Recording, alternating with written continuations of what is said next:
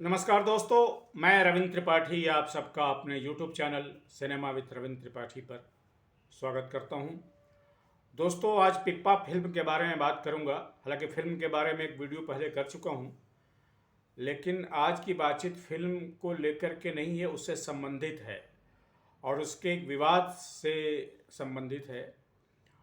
उसमें एक गाना का प्रयोग हुआ है पिप्पा का, जो जिसका निर्देशन राजा मेनन ने किया है। उसमें काजी नजरुल इस्लाम जो बंगाली के या बंगला के एक बहुत बड़े कवि हैं, सांस्कृतिक व्यक्तित्व हैं, उनका एक गाने का बोल का उपयोग हुआ है उसमें। और वो इस तरह से मैं पढ़ के सुनाता हूँ आपको। मेरा उच्चारण बंगालियों जैसा नहीं है, इसलिए माफ़ करेंगे। मैं सिर्फ उसको पढ़ के सुना देता हूँ, उसका हिंदी तर्जुमा भी सुनाऊँगा। वो बोल हैं, करार ओए लोहे कपोट, करार ओए लोहे कपोट, जिसका हिंदी तर्जुमा है जेल की लोहे की सलाखें।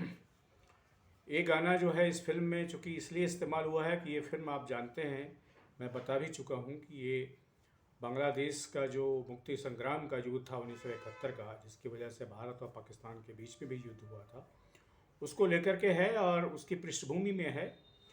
और इसमें नजरुल इस्लाम जो बहुत बड़े व्यक्तित्व हैं, जैसा कि मैं बता चुका हूँ, उनके गाने का उपयोग ज़रूरी भी था।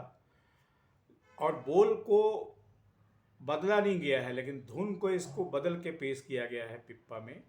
और इसी पर आपत्ति है काजी नजरुल इस्लाम के वंशजों को और बंगाल के जो बूढ़े, जो दोनों तरफ के बंगाल को, यानी बांग्लादेश वालों को भी और भारत में जो पश्चिम बंगाल है, कि उसमें धुन कैसे बदल दिया, रिदम कैसे बदल दिया। A.R. रहमान इसके निर्देशक हैं, संगीत निर्देशक हैं, मतलब पिप्पा फिल्म के, उन्होंने बदला है इसको। तो इसको लेकर के विवाद चल रहा है और कई तरह के आरोप प्रत्यारोप चल रहे हैं। बवंडर सा छुड़ा हुआ है। और मैंने यूट्यूब पर दोनों वर्जन देखे अभी थोड़ी देर फिर से पहले, और बेशक जो पहले से चला आ रहा वर्जन है वो भी बहुत रिदमिक है और बहुत उसमें भी मधुरता है और सुंदरता है। लेकिन रहमान ने जो वर्जन किया है उसमें भी सुंदरता है।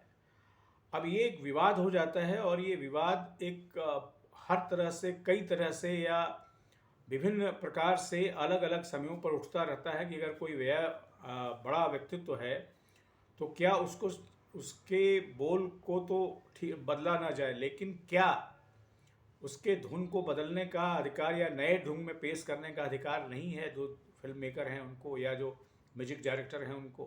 मुझे लगता है दोस्तों ये अधिकार है। और A.R. रहमान ने अगर ऐसा किया है तो गलत नहीं किया है। और उन्होंने कोई असम्मान पेश नहीं किया है। कॉपीराइट उनके पास है, जो कॉपीराइट का उल्लंघन इसमें नहीं हुआ है। जो मेकर्स हैं पिप्पा के, उनका बयान भी अभी आया है कि हमने कॉपीराइट का उल्लंघन नहीं किया है। हाँ, धुन और बोल बदलने का अधिकार है या नहीं, इस पर कोई सर्वानुमति पूरी दुनिया में नहीं है और मुझे लगता है हो भी नहीं सकती है। क्योंकि जब आप किसी भी चीज़ को एक ही अंदाज में गाने या एक ही अंदाज में सुनने के आदी हो जाते हैं तो आपको लगता है कि नहीं, इसके अलावा कोई दूसरा धुन नहीं हो सकता है, कोई दूसरा लय नहीं हो सकता है, कोई दूसरा रिदम नहीं हो सकता है। दोस्तों, ये मैं इससे सहमत नहीं हूँ। और मुझे लगता है कि कई बार अगर शब्द में फेरबदल किया होता तो एक बात होती, लेकिन अगर धुन में फेरबदल किया गया है, गो कि धुन भी एक बहुत सैक्रोसैंक्ट चीज़ है, लेकिन इतनी सैक्रोसैंक्ट चीज़ नहीं है कि उसको अलग अंदाज में गाया नहीं जा सके।